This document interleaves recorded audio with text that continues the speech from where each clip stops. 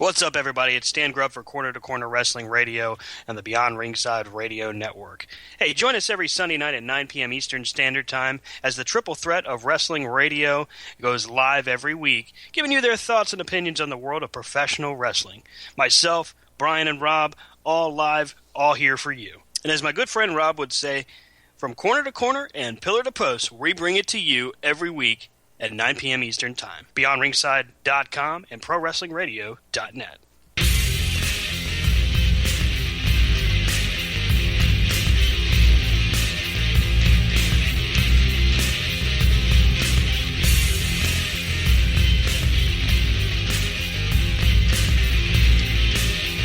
The Royal Rumble. Somebody just check something. Huh? Well, how much time do we have, sir? Well, alrighty there.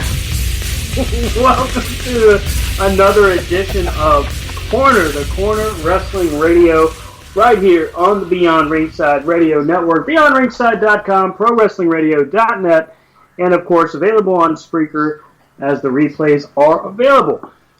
What's going on? I'm Stan Grubb. My co-host, my tag team hotness, the triple threat is complete. Rob Hefner, what's going on? Holla, holla. What up? And the master of the Super Tecmo Bowl.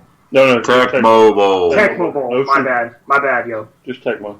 Brian Taylor. What's going on? Fresh off of getting our butts kicked on Tecmo Well, no, Bowl. you Well, did. I got it. Yeah.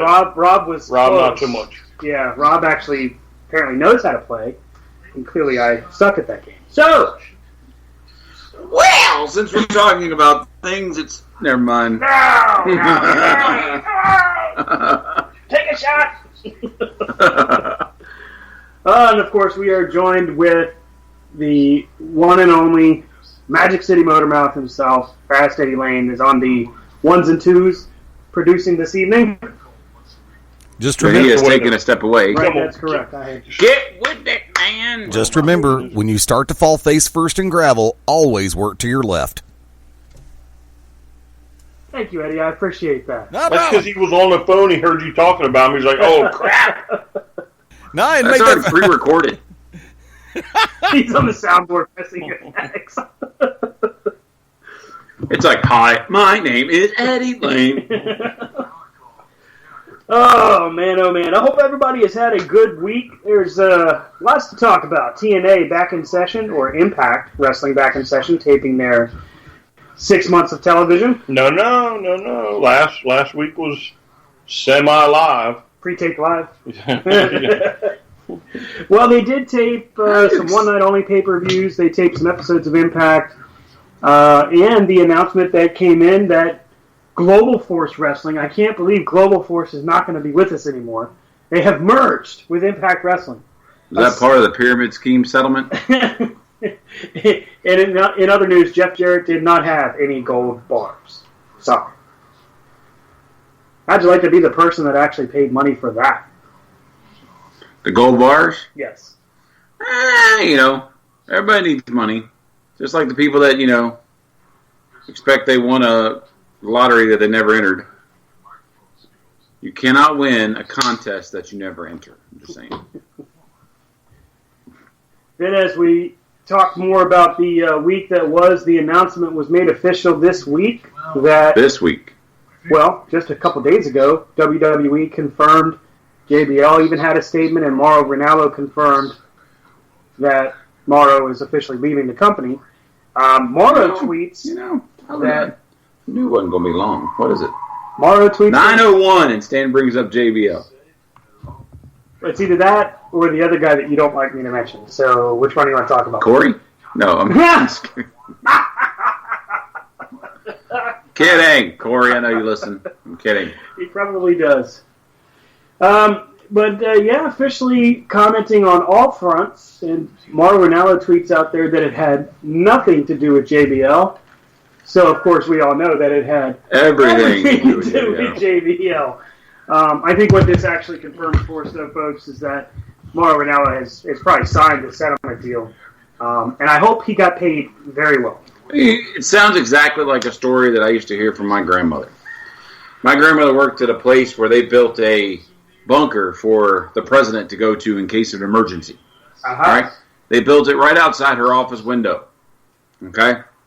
She told everybody in town, hey, they're building this bunker for the president outside my window. It's pretty cool. You know what happened? They realized that her window overlooked the bunker. So here came the Secret Service and the politics, signed this thing, gave her top secret clearance, and overnight it went from, hey, look, there's a bunker to what bunker? And alrighty then. So, Mauro Ranallo, the whole problem is it's gone from a JBL. Oh, no, we're fine. It's because that check probably had enough zeros to make Mauro Ranallo a happy man for a little while. And plus the lawyers. Vince doesn't have these ambulance-chasing lawyers. You know, he's got the lawyers that sit there and... He has the dogs that bite. Yeah. He hasn't gotten where he's gotten to have... Oh, that's okay. It's disheartening to know that Ranallo would have... I mean, we talked about it before. I guess we had classified it as almost selling out in that regard. But at the same time, I mean, who knows what kind of money he was going to get out of this. Maybe it's enough to keep him home. Who knows where he is on this, on his process of what he's dealing with. Right. Because if he's on a high... May have gone ahead and said, yeah, well, let's do it. Let's get it over with. Us. Yeah, and then if he crashes, which can happen, boy, that'll be ugly. But, hey. All I know is I will not be discussing either one of them from this point forward. Because it nothing happened. That's right. It had nothing to do with it. Well, sorry, Shane, I got a phone call. Hold on. Yeah, my attorneys have advised me not to discuss it further. I'm sorry, I'd take that phone call. So, okay, I guess it's going to be kind of a quiet show. Cool. We'll just lay back and... I don't even know who this Morale... Are we talking about Santino? Is that who we're talking about now? Milan Miracle. Yeah, I was just remembering that the other day. Yeah, the guy from Italy. Yeah. Cobra! Oh, we got playing in the background right now. We got the Scott Hall story on the WWE Network. I gotta be honest, I don't think I've ever seen that. I haven't either. But Raw this week. Raw. Let's talk about Monday Night Raw. Braun Strowman confronting Kurt Angle, stating that he wants competition. Right. Convinces Kurt Angle that he wants to face Roman Reigns in a... Did they announce a stipulation for it? I heard rumors they were going to do a stretcher match. I think they're going to do a Roman gets his ass kicked and then magically wins match. Oh, that's the script. Oh, sorry. That's the run. I hate when I get them confused. I think there's a chance with how much momentum that Braun Strowman is building up right now. I think there's a chance that Reigns gets beat. Got a lot of time between now and next year's WrestleMania. If they're truly going to stick to that plan, you can take him down that notch. The fan in me says hopefully not, because it just takes part of the wind out of the sails of the company. If you've already said, all right, a year from now, This is where we're going to be. So then, it's kind of like watching a TV show where the main character is at death's door. Is he going to make it to next week? Oh, wait a minute. They just renewed for another 2 years. Right. So of course he's going to make it. But, and then I didn't watch much of Raw and SmackDown this week, so y'all are going to have to help me out with it. Well, we had the number one contenders match for the women's title with a fatal four-way. We had Alexa Bliss, Sasha Banks, Nia Jax, and Mickie James. The matchup itself was pretty good. I was entertained from start to finish. Nia Jax was used in limited capacity throughout each point, but the way she was utilized really sold the monster effect for her. Mm-hmm. So she was throwing them around, and when she was knocked down, it was temporary, but she was able to get back into the mix and kind of throw her weight around. But again, the numbers game just didn't work in her favor. Alexa Bliss actually comes away as number one contender. This is 1 week after the Superstar shakeup. So we're going to see Alexa Bliss versus Bayley at Payback. So that should be a pretty good matchup. So instantly, Sasha Banks takes a peg down on the. Well, but the thing with Sasha is unless you turn her bad, which right. I guess they're not ready for, which could happen at Payback. Mm-hmm. To me, it makes no sense because they're good friends. Right. And we've also got the build-up still continuing with the Hardys versus Sheamus and Cesaro. Now, here's the thing that everybody needs to keep in mind. WWE, at last reporting as of Friday, has been negotiating with Anthem to get the rights to the Broken Hardy gimmick. It's very possible this coming Sunday that the Hardys could lose the titles and start the road towards the Broken Hardy gimmick. As of this past Saturday night, last night on House of Hardcore 25, Tommy Dreamer comes down to the ring. There was supposed to be a tag match between the Hardys and Bully Ray and Tommy Dreamer in the main event. Tommy sold it like Vince had basically said, no, you can't do it. So he comes to the ring in like a dejected kind of frame of mind. I'm not gonna sell you guys short. I'm gonna tell you the truth. I always promised House of Hardcore would be about just wrestling, no BS, no politics. Well, unfortunately, we got hit with politics. As he's getting ready to explain that the Hardys can't show up, all of a sudden the Hardys come down to the ring. But in the midst of all of this, the Spirit Squad comes down to start egging it on. So when the Hardys come out, the place explodes. Which, come on, you know it's going to happen. And this is in ECW Arena, so it was magic. Tag match between the Hardys and Tommy Dreamer and Bully Ray was great. But the news that comes out of this is twofold. Here's the first part. The first part is as soon as the match ends, Dreamer gets on the mic and thanks Triple H, Vince McMahon, and the WWE for letting the Hardys come work the show. And he says, Hunter, I promise you that I and House of Hardcore owe you a favor. That's a pretty big part of it. But then we get the introduction to apparently Matt Hardy's slipping in and out of the Broken gimmick.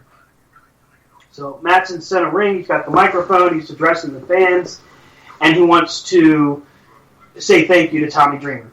Kind of do a good send-off, and thank him for what he's doing for wrestling.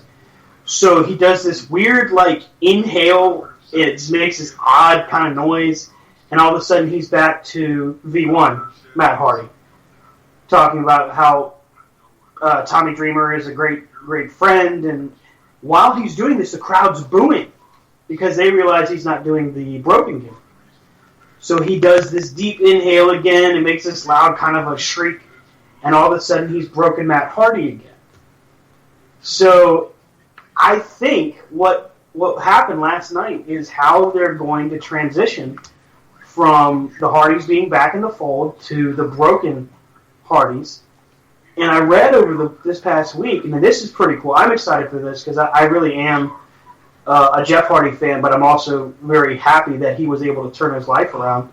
There's apparently a plan in place for Jeff Hardy to be moved up the card rather quickly. And it makes sense. When he left WWE, he was at the top of the card. Well, and if you remember, wasn't it a year ago or almost a year and a half ago that they announced somewhere that Jeff Hardy was coming back? I remember that. There was a report that Jeff Hardy was going to be at the Rumble. And I don't remember how, it was recent. It was like a year or so. Yeah, it was before Matt came back. It was before the whole Broken gimmick. Right. Yeah. Jeff was going to leave. Right. And go to WWE, according to rumor. And then next thing you know, Matt showed up. The two of them got into a program. Right. And then... That was when the Broken thing started. Right, the Broken thing started. Well, now, also real quick, as far as the way Matt talked, if you paid attention to Monday night... Did he do that Monday? And if you listen to him, you can hear the accents. You know how when he talks... Yeah. He doesn't do the, he doesn't sell it out. Mm-hmm. But if you listen to him, there are certain words that he enunciates, like he would when he's broken, Matt. Right.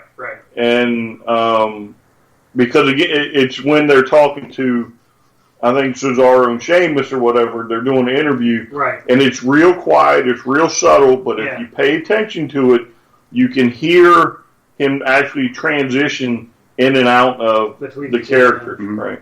And the coolest part of this was, and I think, because we had talked about it on our chat, that the WWE had actually agreed to let the Hardys finish up their indie dates and all their bookings. But I really enjoyed how Tommy Dreamer put that together. Because at first, and you guys remember, I was texting you guys going, wait, I thought that the Hardys were able to finish their dates. And you guys were like, well, yeah, they're supposed to. But apparently they weren't going to be there. So it was a really good story for the one-night pay-per-view kind of feel. And it sold the crowd because the crowd was like, they were saying F WWE, F you Vince, F you Connor. And then at the end of the match, when Tommy Dreamer thanks both of them and says that he owes them a favor, all of a sudden every mention of WWE is, yay, we love you! Well, I want to say that they were just somewhere else within the last few days also. They have, I don't know of another, can you guys think of another team or faction or group that has had the kind of appeal that the Hardys have, where they've been all over the world and every place they've gone? It's ridiculously good. Do I need to say it? Do you want me to say it? I don't know. Are they young? Yeah. Are they Bucks of Youth? Yeah. Yeah. Well, I will say that I think the Hardys have done a good job on elevating the local wrestling scenes. Oh yeah. Because they were at, they were in TNA and they were at the TNA, and then when they did that whole expedition, and then them and the Young Bucks were the first couple that threw that fourth wall away. Yeah. They weren't afraid to sit there and challenge, throwing out the day of new and and all those two teams have done that. So I think they both elevated. But to talk about the fourth wall, though, to tell you how ridiculous the Elite is, I don't know if y'all saw this. I know I posted it. So they're in a match, right? Uh-huh.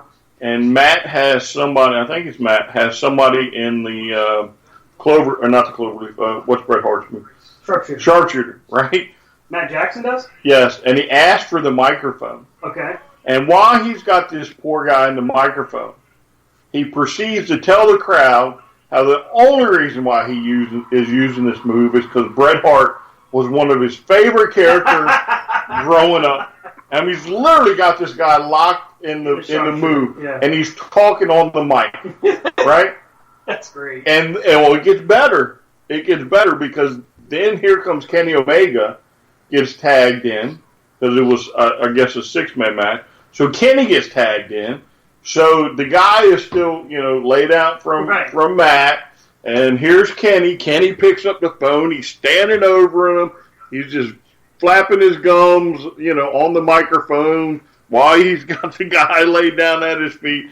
I was like, this is priceless. I mean, it was funny. I thought it was funny. However, I'm sure most people wouldn't agree with it. I don't mind. I think levity like that. I think people, and maybe Eddie can attest to this, people in the old school have trouble with it because it definitely pulls the curtain back way far, and you get to see him just kind of chop it up instead of, you're a bad guy, and vice versa.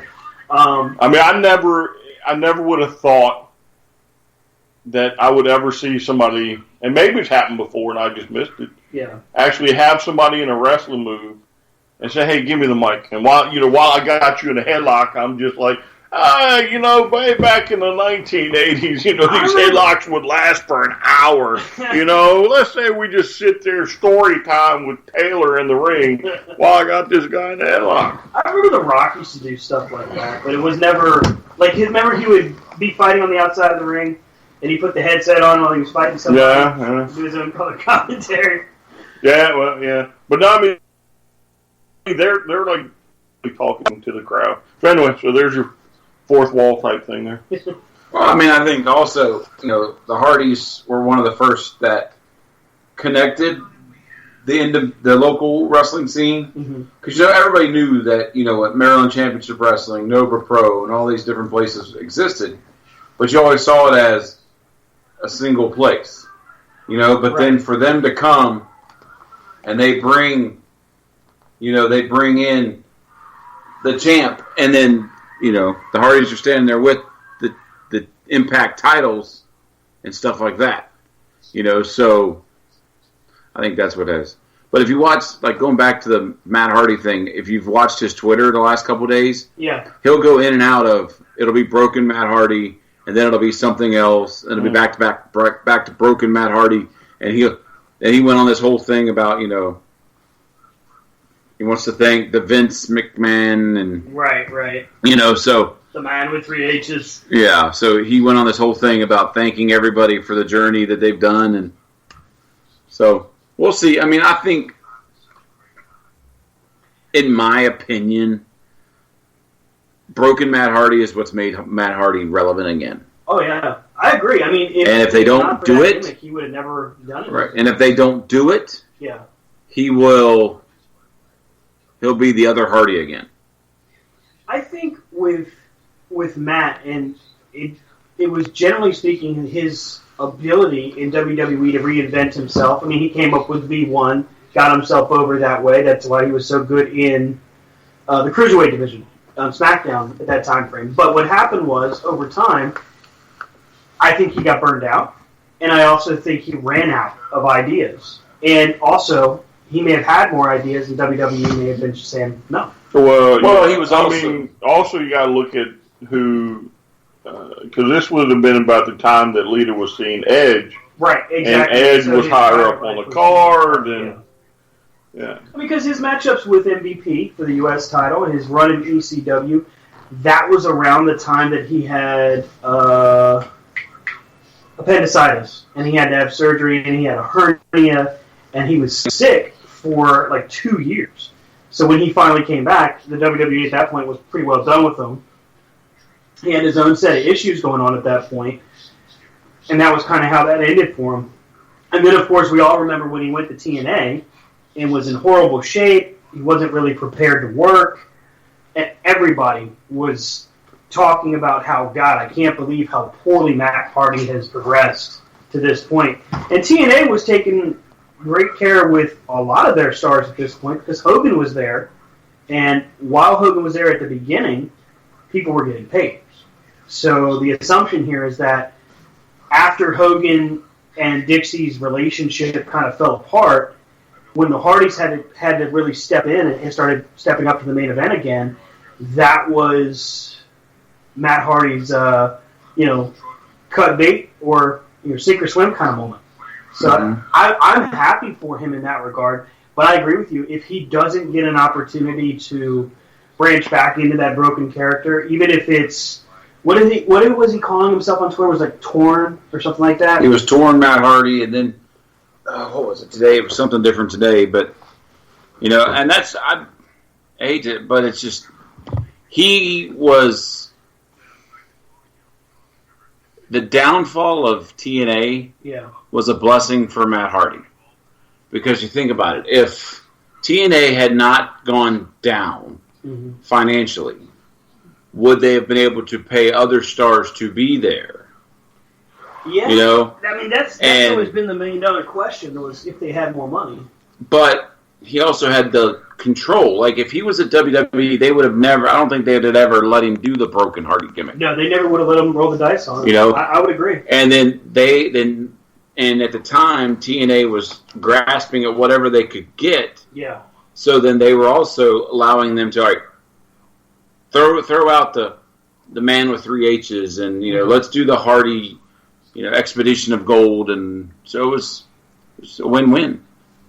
And I mean, really, the big loser in this whole thing with the Hardys is Impact and Anthem for trying to lowball them on the contract negotiations and now trying to screw with them on the gimmick, because all it did was make their arrival at WrestleMania even bigger.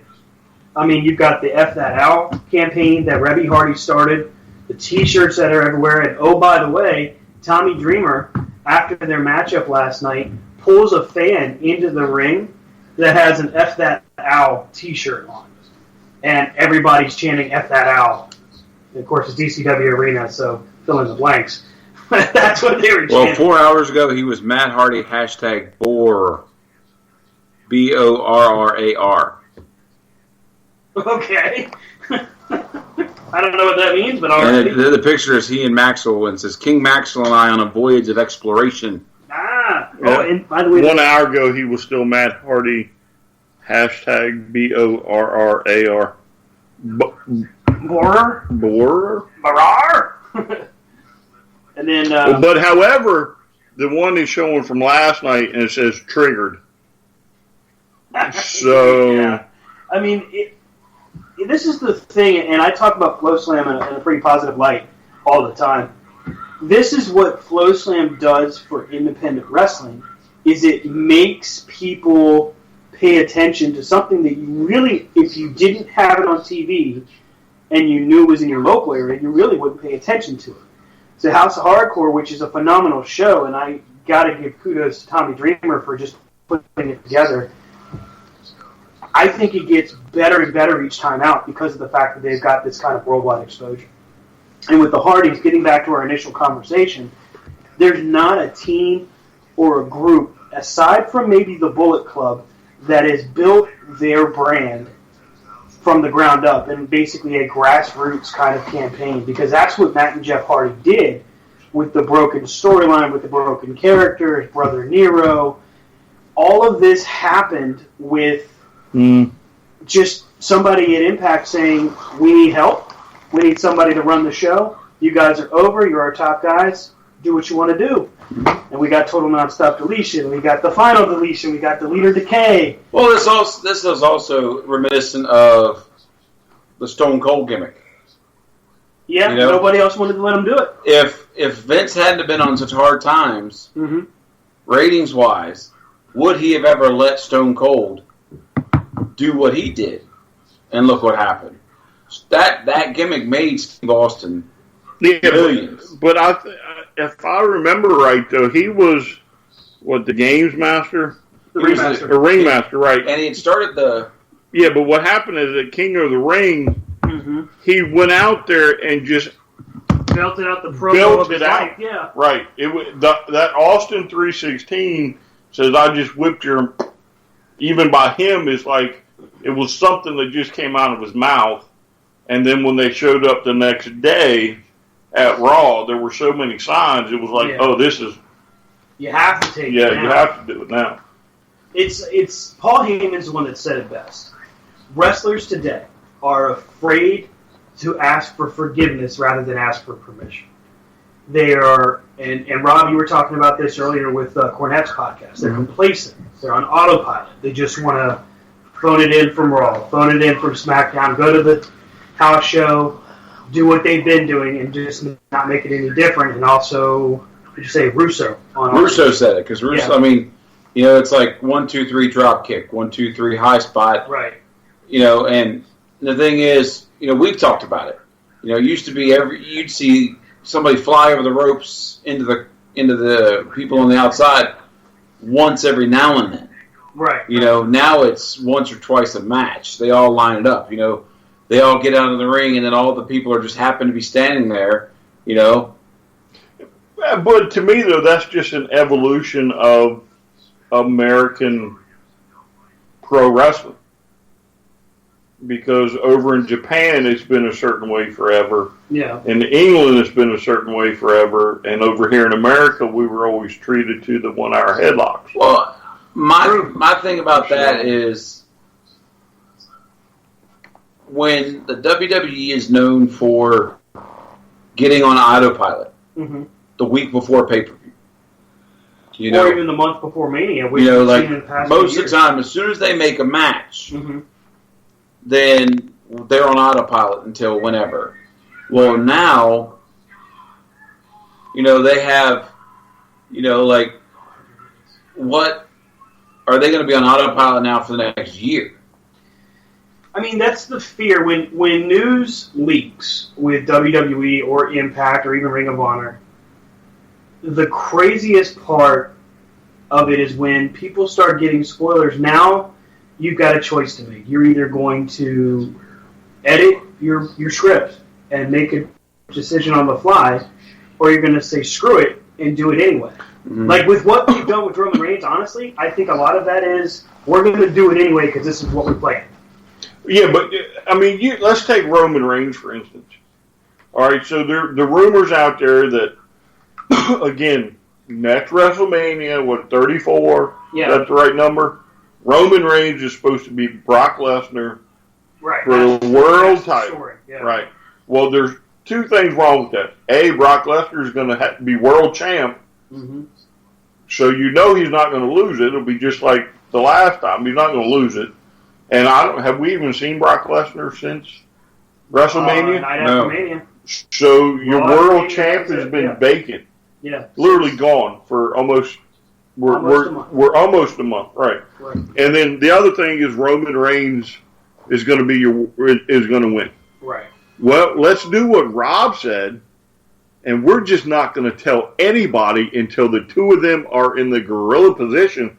Oh, hey, by the way, Braun is just going to whip your tail tonight, Roman, and there's nothing you can do about it. Right. Don't tell the writers. Don't tell anybody. Mm-hmm. Take them in a bathroom or whatever. Discuss it with them. Figure out the match. I want a 30-second squash. Right. Braun is just going to destroy you. And I think there's a real possibility that they can make that shift, that lane change, because right now, Braun Strowman is the hottest he's ever been. Right. And they have lightning in a bottle with him, and if they can't take advantage of this time right now with Braun Strowman, they're going to lose. Well, yeah, but if you want to, Strowman, but I mean, you got to recognize what he brings. But if you want to nullify all these rumors, you change them before anybody knows you're going to change them.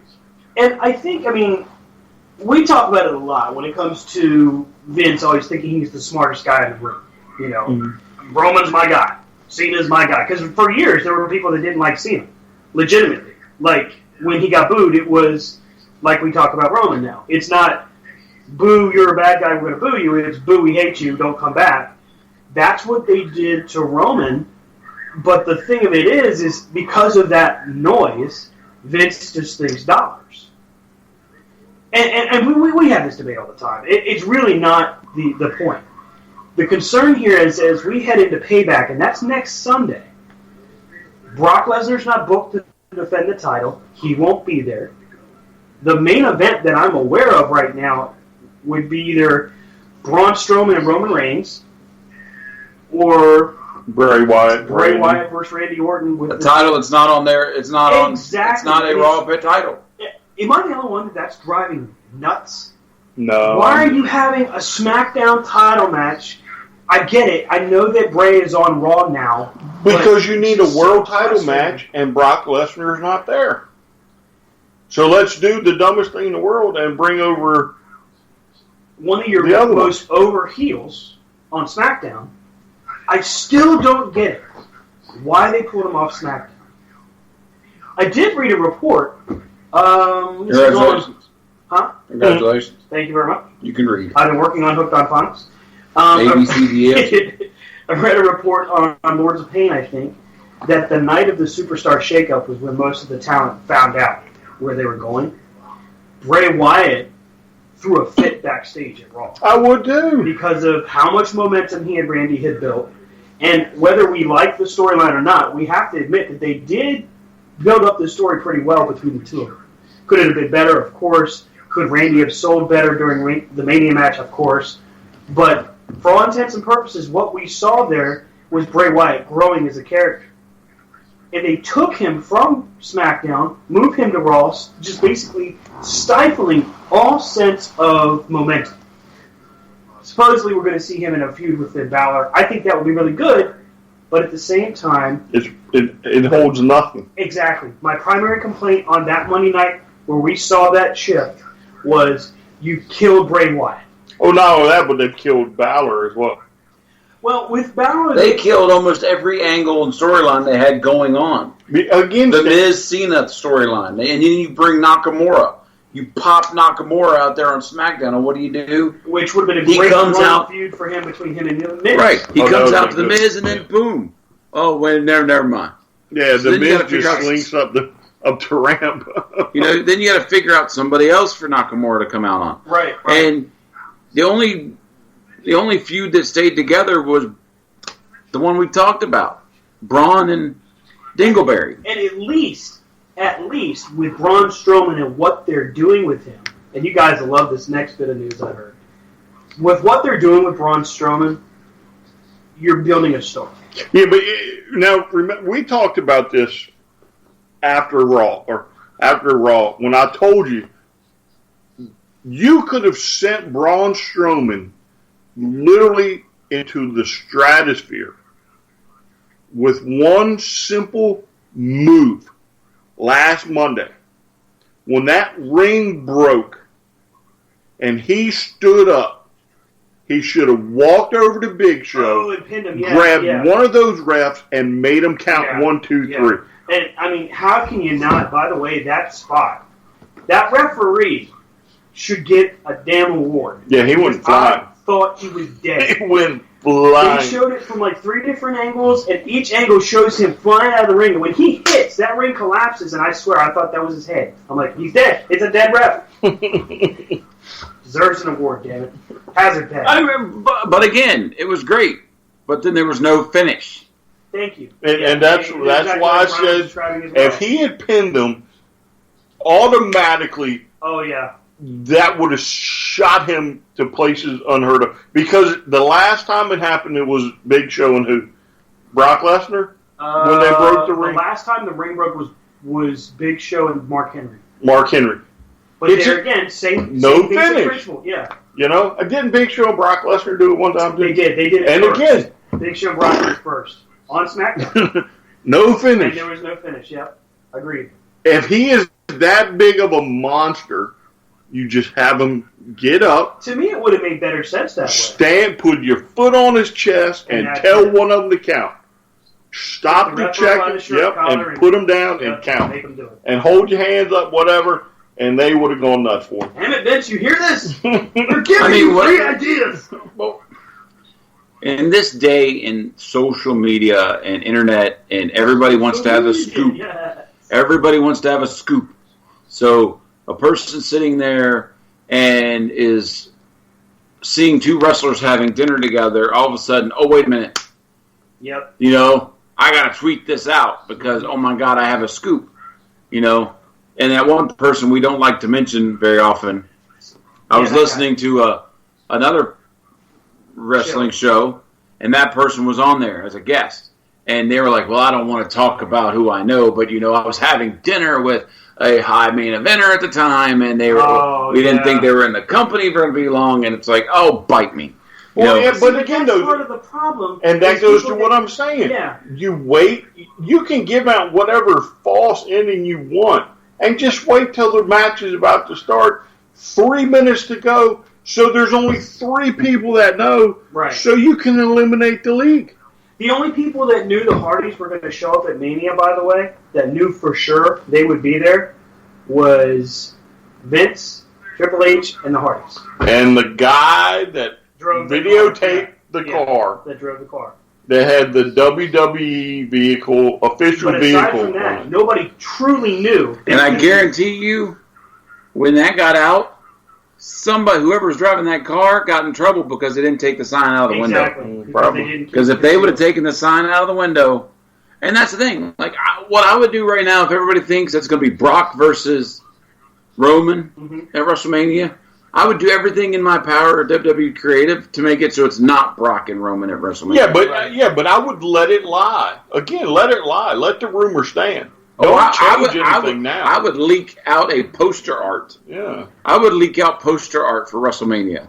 And be like, Brock versus Dom. And then, That, 3 years ago, they tried this with Brock and Roman.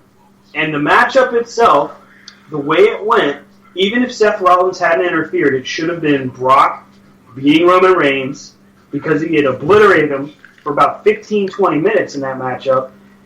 That right there, honestly, would have done more favors for Roman going forward to lose on the main stage and then come back and win than to have the screw job that they had. However, we would have never seen the rise of Seth Rollins.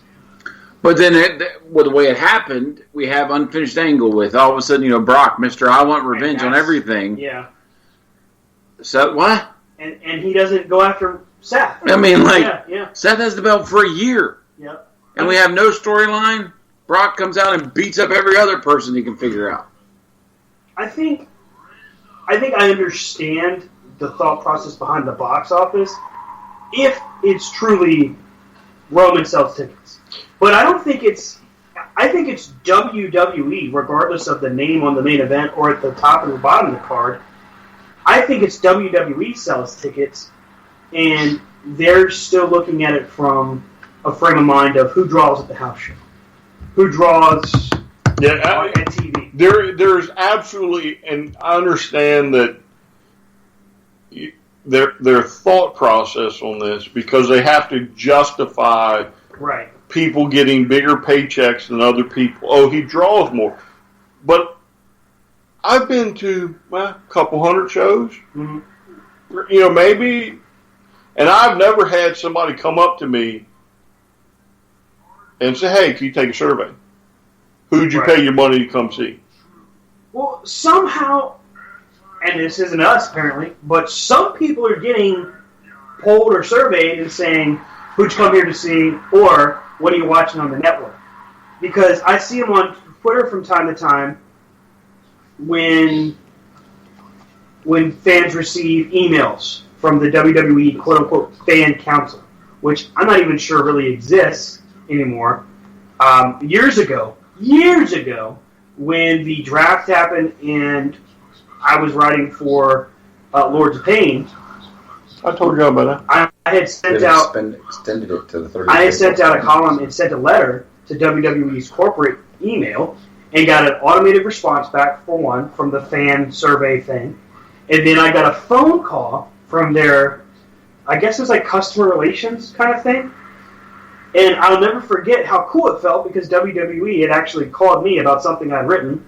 Here I am in my 20s getting a call thinking, this could be awesome. And it was, nothing. It was an intern. Right. Some college intern going, watch, I'm going to blow this guy's mind. Hey, this is Bob from WWE. Sweet! Closing the store. Everybody out! I got business to take care of. Vince is finally making me an offer. It's not how it happened, but...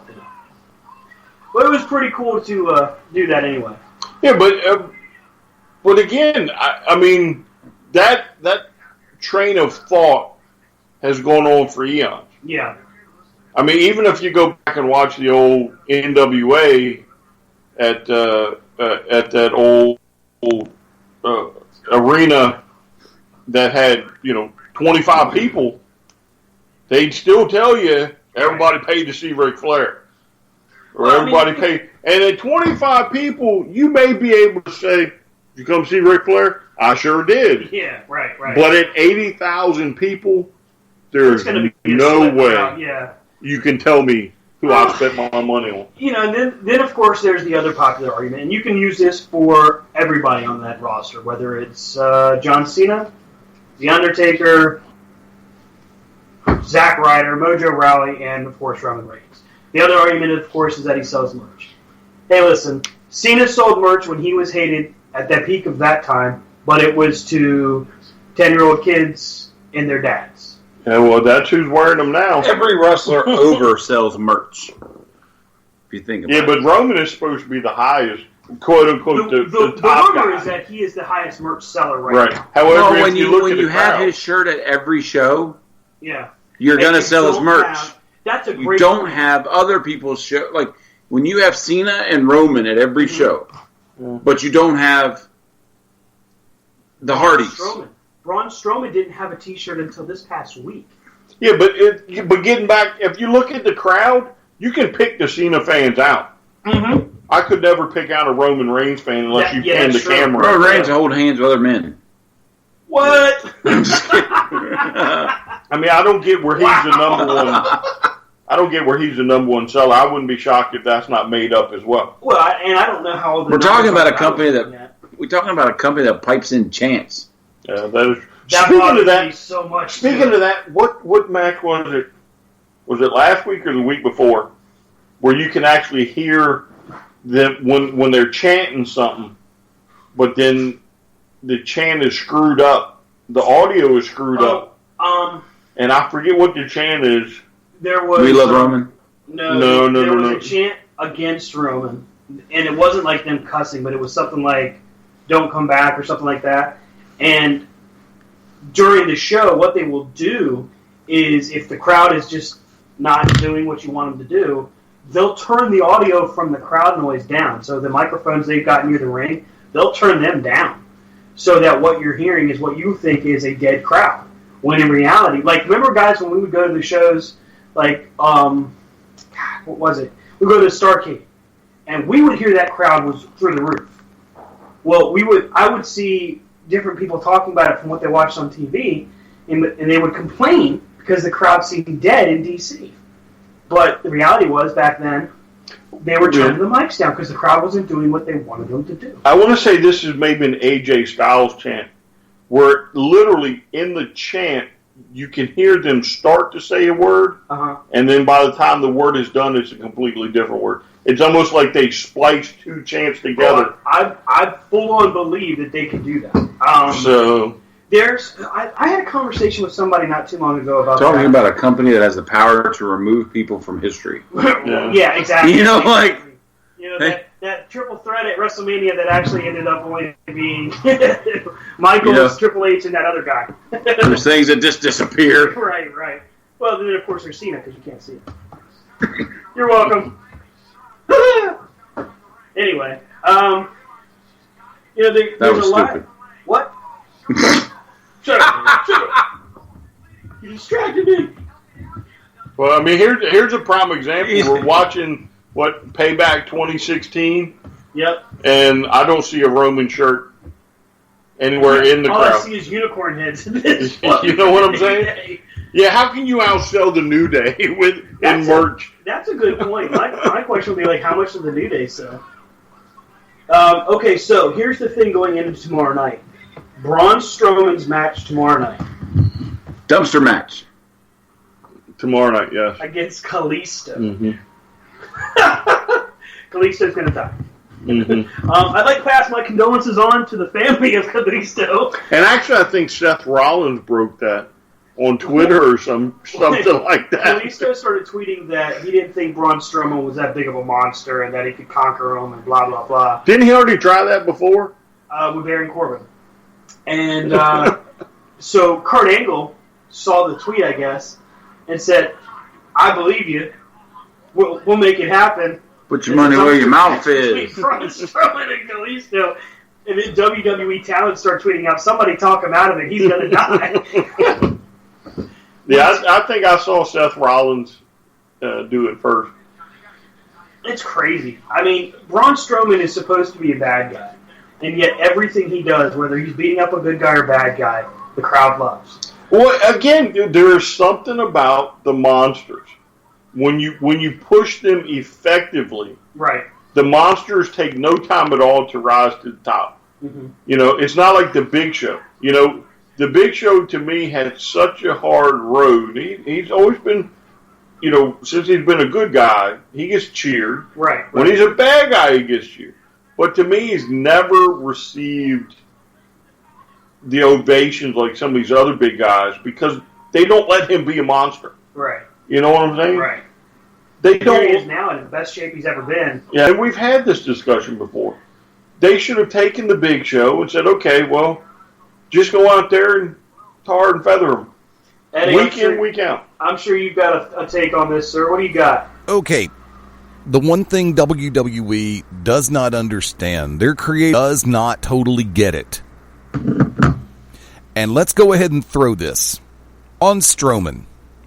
The reason why people get in behind him because he is a monster on camera.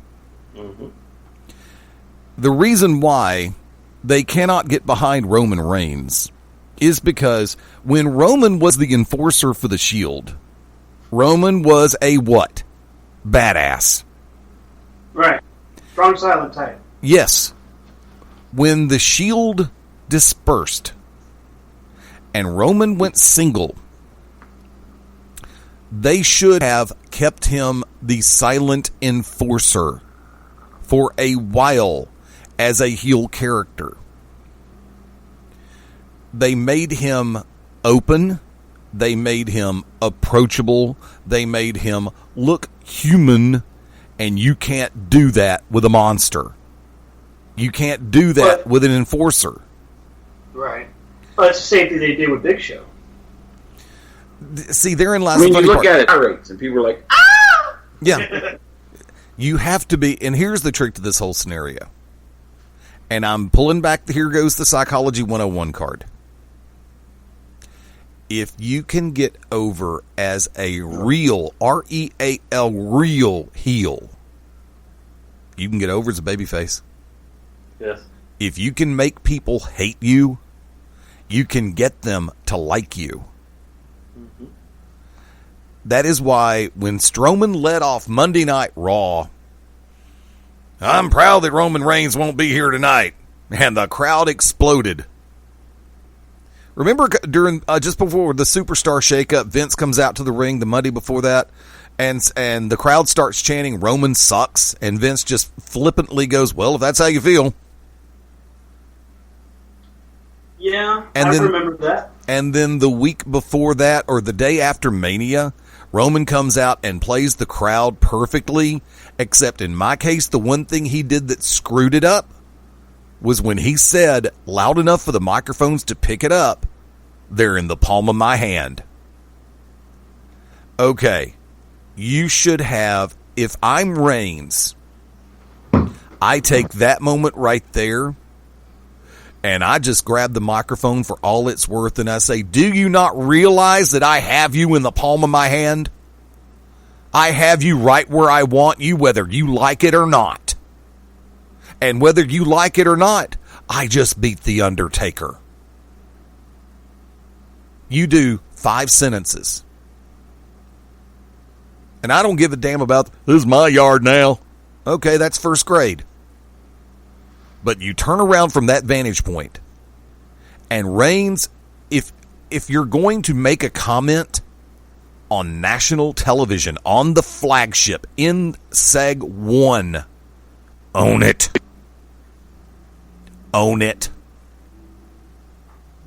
The problem right now, and yes, I believe New Day personally, I personally believe New Day outsells Roman 2-1 on merch. But I believe Cena still outsells New Day. Now, why? That's just because of the fact that it's Cena. Kids are going to buy his stuff. More power to them. Just because, I mean, look, I would gladly sit through a week's worth of John Cena matches from 10 years ago if it meant that I didn't have to deal with irrelevant one more time. I was reading where Nikki made a comment that Brie feels empty without the WWE. Please, feel empty. Just do it somewhere else. We don't want to fulfill you. Leave, go, I see you. Like, she feels empty? She feels empty. That's pretty dramatic. Yeah, I know. I feel empty. Do you not watch the Total Bellas? No, I don't watch Total Bellas. Goodness gracious. I don't watch Total Divas. I don't watch Total Bellas. I'm sorry, there's no chance in hell that my television... I mean, I don't even... Look, and y'all probably like the show, and I'm sure that some people listening do. I can't stand Chris Lee Knows Best. Oh, I love I like Chrisley Christmas. That's Look, my definition of reality TV is the NBA playoffs right now. Actually, I've got three definitions of reality TV. Number 1, the NBA playoffs. 2, the Stanley Cup playoffs, NHL. 3, the NFL draft is right around the corner. Those are my definitions. Scripted. Huh? You want to talk scripted? Yeah, I know. Yeah. Yeah, and I intentionally did not say anything about this during the 5:30 show for BR Live, and I'm going to tread very lightly on this, but because I know you're about to go to the top of the hour break, and I know it's a very sore subject. But for everyone who has had all of the about the former NFL player who took his own life in his jail cell the other day, don't awe him. Remember, you need to continue to awe for the victim. And he ain't the victim. That's all I'm going to say. Yeah, when it comes down to it, if you're putting conversation to feeling sorry for that guy, that's a mistake. You got to remember everything he did and what he was doing as far as escaping and trying to escape a punishment that he certainly deserved. So you got to be careful with that. That's I understand that there's people that are going to have sympathy towards a person feeling like they're without hope, but at the same time, you have to identify what the person did and what he was guilty of. Sorry about that. No, that's fine. That's fine. You're right. It is a tough subject to cover because you have to treat it with kind of delicate hands. You want to... No, you don't. You just don't cover it. Especially on a... I guess Rob's saving his piece there. Okay. Back to the wrestling ring, where we prefer our chaos in a 20 by 20 squared circle. Or 18 by 18, depending on what company you're working with. Or 16 by 16. If it's or 6 sides. 6 sides? Which I've heard by AJ Styles. He don't want to take a back bump in that thing anymore. Yeah, that's usually the hardest ring out there. Jeez. It is. Look, a 20 by 20, you have a couple of sweet spots you can work with. 18 by 18, you have a couple of sweet spots you can work with. 16-foot rings, they get a little bit more tight and a little bit more tense. And a six-sided ring, I don't care if it is an 18-foot across. I'm sorry, you've got a lot more tension on the outer perimeter. It's that sweet spot is a lot smaller if you don't know how to work that ring. Six sides is great to look at. And for the X Division guys, it's a lot of fun because you do get a little bit more of a bounce coming off. But by the same token, you do a major power bump in that ring. Ow, crap. If you had to put your finger on it, and this is just a question before we head to break, just a spur-of-the-moment answer. We already know how WWE stands right now. If you had to pick a company outside of WWE with the most potential for growth for this year, who do you pick? Rob? In the States? Anywhere in the world. Anywhere. With what they got going on, New Japan. Brian? New Japan. Wow. Eddie? Walmart. What do you say? Walmart. Hey, have you tried their customer pickup? It's awesome. It wasn't Brian that said it this time. It was Rob. Go figure. Brian was actually playing halfway clean tonight. I'm going to go outside the norm here. I'm actually going to say that if they can continue to turn the corner, I think Impact has potential this year. A company that I need can't to go on a break because Stan is having a stroke. Hold on. call I'm not gonna 911. sit here and say Impact doesn't have potential. Right. Because the last couple weeks They've been all right. have been okay. However, the mass American audience has no earthly clue what a New Japan Pro Wrestling card is. True. And they are about to find out here in a few months, and it's going to take the U.S. by storm. Why do you think Vince made it a point to sign Nakamura? Why do you think Vince made it a point to sign Kenta? Let me cut you off with the knee right there. That's not Vince. That's Triple H. Same thing. Vince still signs the checkbook. Yeah, for now it's the same thing. However, who signs the checks? Who signs? Vince has still probably got the top signature on the contract. Right. For now. Hunter, okay. For now. Yeah, you can say Hunter all day long, and Hunter has done a lot for the world of pro wrestling. He has done a lot for can't believe I'm about to use this damn word. The Indies. It hurt you to say that, didn't it? Worse than blue balls on a Saturday night. I mean, everybody has heard of the Bullet Club. Yep, that's true. Everybody has seen the T-shirts. I would lay money only half of these people that can recognize the Bullet Club logo has ever seen the Bullet Club. So wait till they get the taste of Kenny Omega. Or wait till they get a taste of Okada. Or Tanahashi. The Young Bucks. Tanahashi. Yes. Takahashi. Gato. What's his name? Gato. Rob's over here just saying, God, they're sneezing a lot over here today. Shibata. By the way, you know about y'all know about May 12th, right? Yano. There's so May 12th many. is their LA show, isn't it? No, May 12th is the Ring of Honor War of the Worlds at the Hammerstein Ballroom. No, I did not know about that. Yeah, it's going to be live on pay-per-view Friday night, May 12th, as well as iPay-per-view, and will be available for video on demand. Christopher Daniels, Marty Scurll, the Young Bucks, Bully Ray, Mark and Jay Briscoe, the six-man tag champs. Naito will be there. Hiroki Goto will be there. Hiroshi Tanahashi, Kushida, Evil, Bushi, Sonata, Gato, Cody, Will Ospreay. Yeah, really. I said Bushi. That's what she said. I was trying to read it very quickly, and I screwed that one up, okay? Leave me alone. Jay Lethal, Dalton Castle, Will Ospreay. Check it out. Like I said, Ring of Honor, War of the Worlds, pay-per-view, May 12th. It's a Friday night. Thank you, Prince. You're not dead. I will point out that 2/3 of the Triple Threat will be making a trip down to Waynesboro, Virginia, for AWE Awesome Wrestling Entertainment's Night of the Superstars? Night of the Superstars. A fundraiser for UVA Children's Hospital. Correct. And we will be talking about that more this evening, but for now... Well, wait a second. Let's just say that the third that will not be going... He has to work. Well, will not be talking about it. Because I've seen the tickets. Ringside. Row 2, seat 95. What? So, I'm not sure how that lines up in the arena. Seat 95? Yes.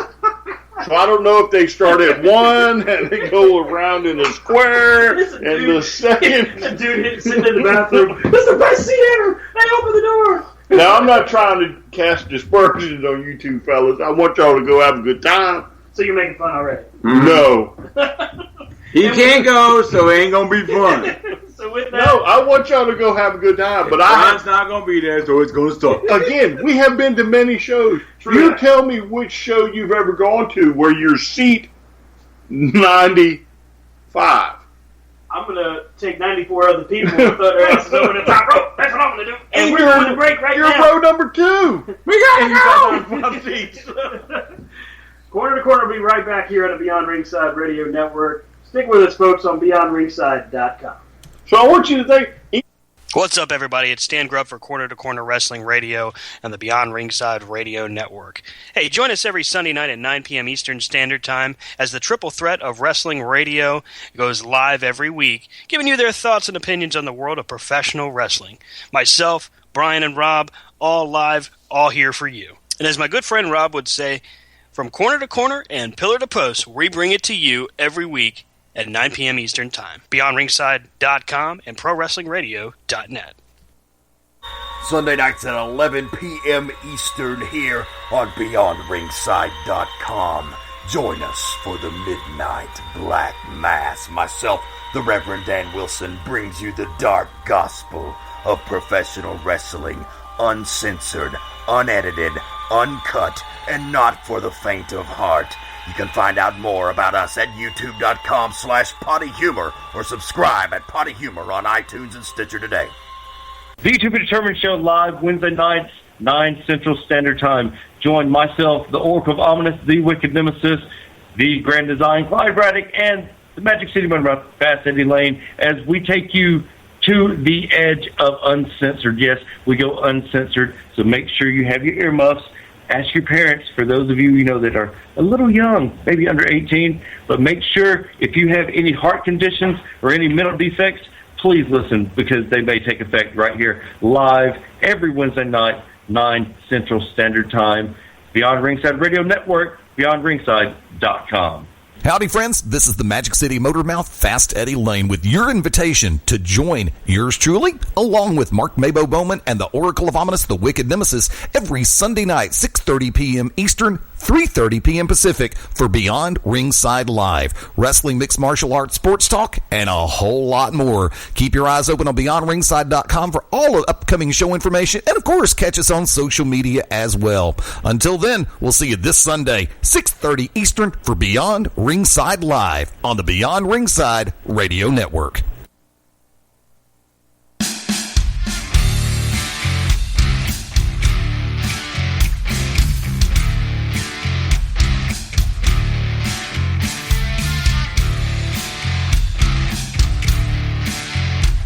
Right, Stan's always right. What's happening? We're back live on Corner to Corner. Robin is beating me up, and it's not very nice. I'm not! Happy Sunday night to everybody. It's 10 o'clock Eastern Standard Time. All right, so let's get back into it, because I'm not letting y'all Let's do just it. get crazy tonight. Oh, all right. Yeah, no, we're not. Anything happen on SmackDown? SmackDown. New number one contender for the women's title, Charlotte. She's That's right up right. at the top. Yep. Which is actually a good thing. Charlotte and Naomi could be a good matchup. Tag Team Championship. American Alpha lost again. No. I'm sorry. That was the Shining Stars that beat Oh, American no. They're the Colognes now. Thank you very much. They are now going by the Colognes in a much more all-business attitude, which is exactly what we said. Mm-hmm. Maybe Vince is listening. So maybe. But you take American Alpha and make them into American Neutral. Yeah, that really sucks, by the way. Pushing American Alpha down the card is not good. I don't understand. Just because you don't have any other talent to fight them doesn't mean you push them down. Exactly. Why can't they be what the Usos are right now? Why can't they be the ones in the hot seat and continuously knocking off other challengers? But however, they're 95% knockoff of the Steiner brothers. They even reference it damn near every match. Stop it! So But- you gotta let them build. Yeah, but the Steiners don't exist. But the problem with in letting them build, like you say, is the WWE is not like now you have the Usos with the title, and nobody is chasing them. Nobody is challenging them. I can't be the only one that's tired of the Usos. And so then, like, I thought their heel turn had a shot. They really could have did something with it, and they fizzled out, and now they're good guys again? no, they're still bad they're guys. still bad guys. They're still bad guys. They're just that, well, we don't care bad guys. And it's just stupid. One day-ish. Whatever the hell that means. I would imagine there's something in the works for the American Alpha. I think you have to back to NXT. Yeah, but you have to find somebody that goes their speed too. That's the other problem. They do run at a faster speed than the rest. Maybe They should have been smart and brought the Revival. over to SmackDown. SmackDown. Oh yeah. Well, I thought it was a mistake when they put the Revival on Raw anyway, and kept the club there because they're both the same type of tag team. Right. Yeah. At that's least true. not forget that New Day is going to Right, and we can SmackDown. expect to see them when Kofi is healed up from his ankle injury. Right, and they'll be the champs for a year. They'll be the longest running You're not helping. SmackDown champ. You're not Well, that- helping anything, Brian. You know. But then you got, unless they do the whole thing where this weekend at Payback the Hardys lose, And the Hardys go to SmackDown. and then the Hardys go to SmackDown and debut as Brother Nero and Broken Matt Hardy. God, that'd be awesome. You really think they'd move that to SmackDown? What are you smoking? Yeah, no, I think they're trying desperately to get Raw, the ratings up for Raw. Well, the problem is now you've taken a tag team division that didn't have much, and a tag team division that had a little. Now you have a tag team division that has nothing, and a tag team division has everything. Right, right. Because I mean, Got the you Usos take and clones.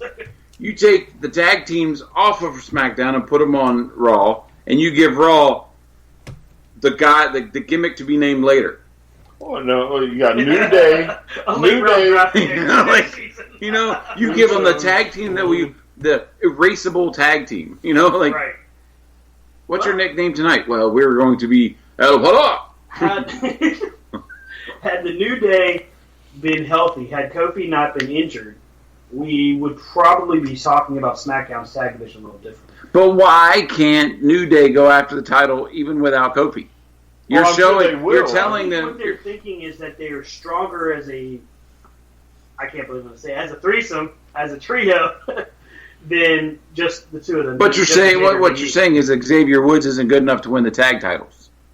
Oh yeah, because Big E and Kofi's done it. Doing this to Xavier Woods since the New Day up, started. up, down, down, left, right. Page. No, moving on. No, I was not going there.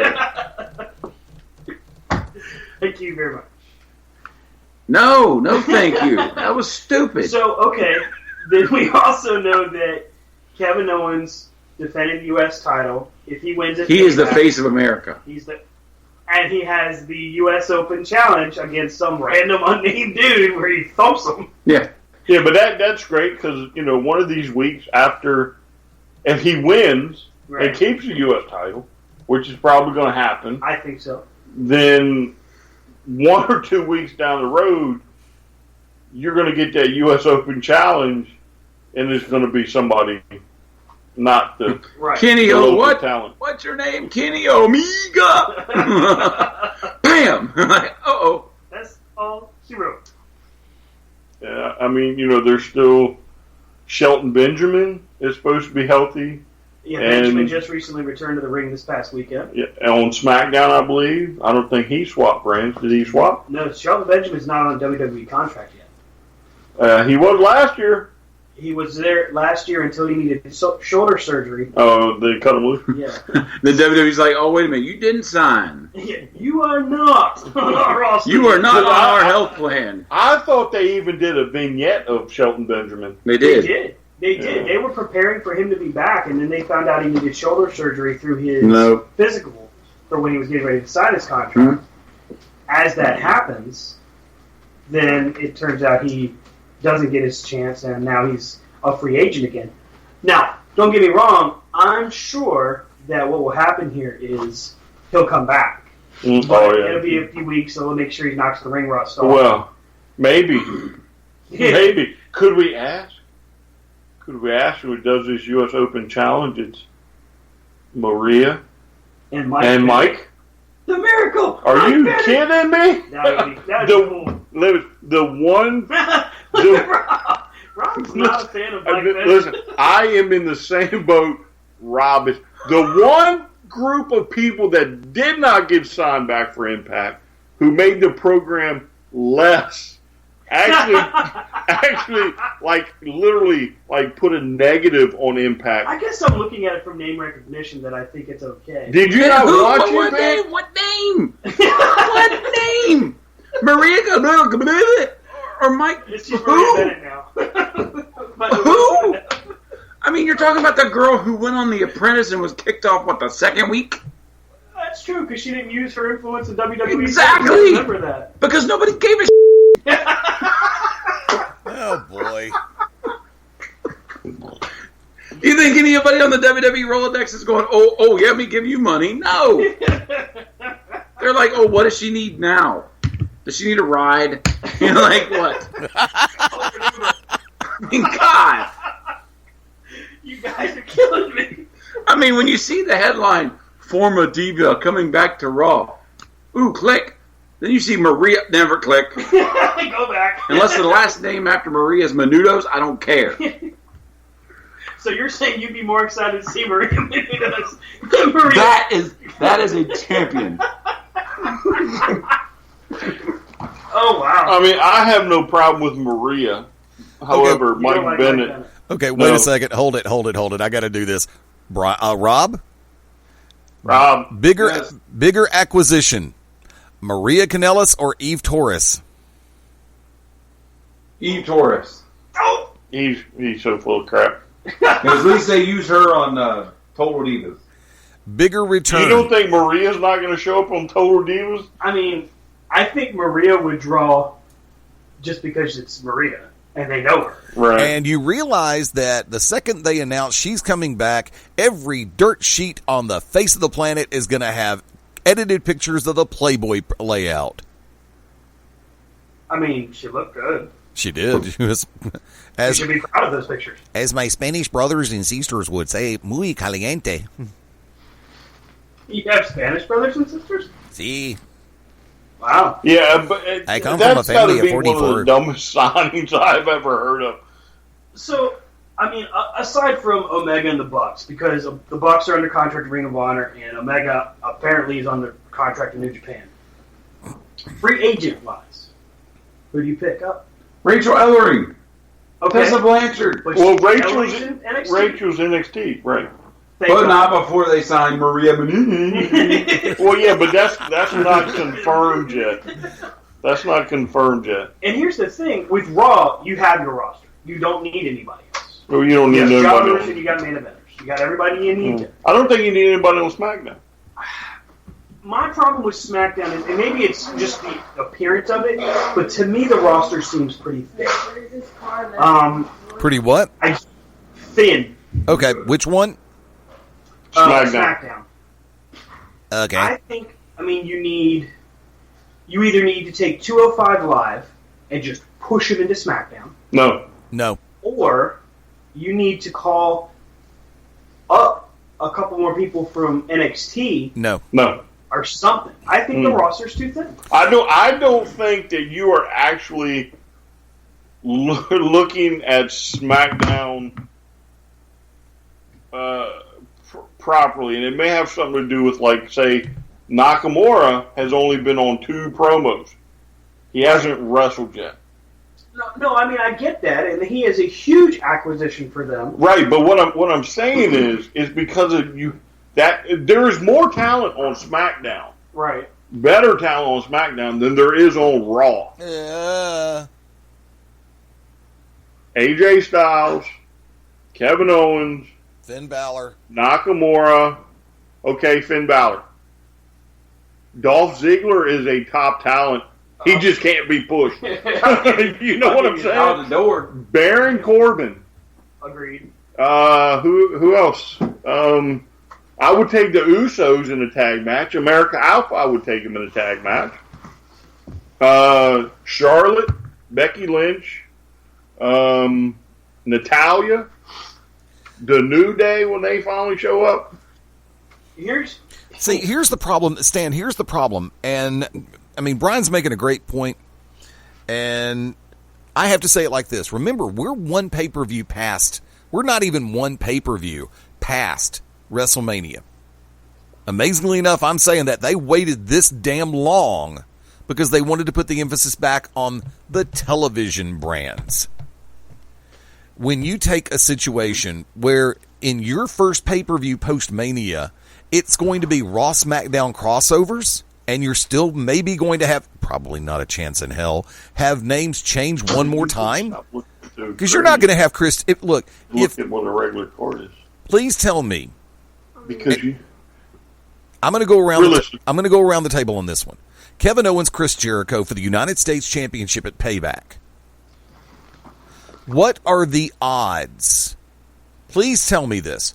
In your opinion, if you're a betting person, what are the odds that they are going to take the U.S. title off of Owens, put it on Jericho, and put Jericho on SmackDown and Owens back on Raw? Stan. You know, sadly, I'm going to say the odds are pretty good. Really? Yeah. I'd like. Here's the reason why. Unless it's salmon. What? Unless it's salmon, I want what you're smoking. I think, honestly, and this is why it bothers me so much, I think they see Jericho as a better acquisition for SmackDown than Owens. I'll agree to that. Jericho fits the blue brand chemistry better than Owens does. Owens fits better on Raw. And, of course, remember, you had the alliance between Triple H and Samoa Joe and Kevin Owens. Lo and behold, you had that as a forming alliance. But right now, I think that they've got the hottest heel on the planet, for the most part, in the right place with the United States title. Thank you, Lance Storm in Team Canada. Or Scott D'Amore in Team Canada, or Lance Storm with the Canadian Heavyweight Championship, which is the former U.S. title. But, okay, Brian, same question. I think Owens is going to keep it. I think they see more money coming out of Kevin Owens being on SmackDown than they do Jericho. And I think the only reason why is because there's no guarantee how long Jericho sticks around. Right. I don't know when his contract runs out. True, nobody does. So does. if he gets in some hot feud and wants to go tour with Fozzy again, no offense to Jericho, but that could screw up. And I think if he did that on Raw, it's less of a hit. And from there, also, don't forget, he did just get the brand new LED scarf, so he's got to stick around and pay for it. Got to pay that thing off. And before I go to Rob, I'm going to ask the question. Well, actually, no. Rob, go ahead. Same question. Owens, U.S. title, Raw, SmackDown. SmackDown. So Owens, you think Owens keeps the title and stays on SmackDown? You can elucidate. I'm not rushing. Come on. I mean, I just think that the saddest thing that we've seen with WWE lately is that they will stop so many people's push and characters that they forget that they actually got that person to a specific reaction and that it generated interest, and they decide to go back to what they think was working before. Yeah, but to me, if you look at the people on each brand, there are very few on each brand, all right, that can generate their own heat. That are probably not being told nothing. Oh, we just missed the whole night Enzo. Yeah. This is the eat the bottom rope. Oh, good night. Bonk, bonk. Ouch. And if you look at those, they're evenly matched between the two shows. Yeah. You can't put them all on one show because then the other one greatly suffers. But again, to me, when you look at the match possibilities, one show versus the other, yeah, SmackDown clearly has quite the edge on the other one. SmackDown has consistently put on a better wrestling show. Thank you. Yeah, I think it's written, but it's written different than Raw. Yep. Yeah. And again, it's almost like there's a competition that Vince is true to his word. Here, Stephanie, you get this. Shane, you get this. I, of course, will oversee it all, but we're going to have a competition. Right. And we're going to see who walks out on top. So I'm looking at the roster, and you guys are talking about who can generate heat. And it leads us to the new number one contender for the WWE World title. And you want to talk about somebody that is generating heat. How about Jinder Mahal? That was weird. That Can was you crazy. believe that Jinder Mahal today is the number one contender to the World Heavyweight Championship on SmackDown? And Are they getting ready Jinder to... Mahal has a crew with him now. Yeah, we forgot about the Bollywood Bollywood boys. Are now known as the Singh brothers. Yeah, we forgot about them. Add them to your tag team. And they just came up. So, you know what? I got to stand corrected because I think the Bollywood boys are great. Mm-hmm. And they have something that they have to offer. When Kofi is healthy and that tag division is running, America Alpha versus them. So, but you're talking about generating heat. Jinder Mahal, and I'm not quite sold on the guy, but what has caught my interest is how hard he has worked to get from the bottom to the top. What has caught my interest or my is his elbow, because he knocked Balor out. No offense there, big guy. You know, Balor, no offense, but he knocked your ass out. He crumpled you. Fair point. He did flatten Finn Balor with that shot on Monday Night Raw. And again, I think that's why he gets traded. However, it is interesting, though, that off of that one move, he immediately jumps to the top of the line. What do you think, Rob? What do you think of Jinder Mahal being number one contender? I mean, we would have never, years ago, with three-man band, Jinder Mahal? No way. Make-A-Wish night. On Tuesday, he blows it. He gives it to somebody. He puts it up against, I don't know. You think he's got to defend it against somebody who loses it? Yeah. No, I don't think so. He puts it up against, it's tomorrow night. It's Tuesday night anyway. It's his title match, isn't it? No, it's the pay-per-view. Yeah. He's got until Backlash. I think he loses it to Ellsworth on Monday. No. I think it's old school booking. You look at what's going on in the world, and now you have his own heat. Well, because now he's on everybody's radar about. Wait a minute, how'd he get so buff? Exactly. That's where the heat's coming from. Is because they think he's everybody's and he's coming back saying, "I'm in the gym more than anybody." Right. I'm working harder. I'm working more, and I'm doing it better than everybody else. Mm-hmm. His commentary on Talking Smack, which I stand by, Talking Smack is the best promo-generating show ever. It's better than what we see on Raw. It's better than what we see on SmackDown. Because they're not doing promos on the show anymore. They're just doing vignettes. And it's like, if they would go back to the wrestler coming out and just totally talking down the other person and generating heat instead of... I think there's a fine line with it. Like with what we were seeing leading up to Mania between Owens and Jericho, that was good. But I also think we get to those points where, and we can all remember, Triple H coming out at the beginning of Raw, 30 minutes later, we may have a match. I mean, you have to find that middle ground, and it's a hard thing to find. Hey, you know something else? I do have the roster pulled up for SmackDown because I continue to complain about it, but I also forgot the Ascension is still on SmackDown. Who? There's another tag team in The Ascension has now replaced Eva Marie on the Are You Still Here? What, Breezango? Doesn't surprise you? Well, they're still on SmackDown, aren't they? Yeah, but I mean, come on, it's Breezango. They're Hey. You tell me. I think they break them up. They Breezango break them up and have them the Battle of the Pretty Boys. I don't know. Tyler Breeze almost pulls off a better Nikki Bella than Maurice. They need to come out. Those two guys need to come out as their Southpaw Wrestling. Oh, that was even better. Chet Shetterfield in the banker. And Rob may have a point. Yeah. You talk about generating heat and skyrocketing to the top.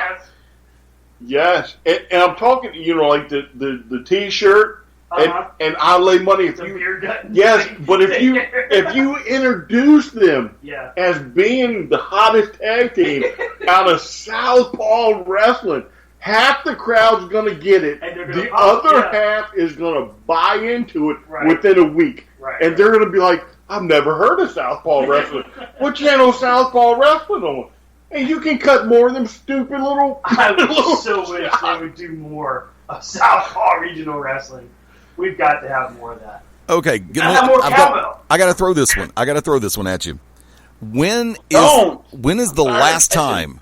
When is the last time, other than Southpaw Regional, that you have genuinely said about WWE, damn, I wish they'd do something like that again? Rob? The brand split.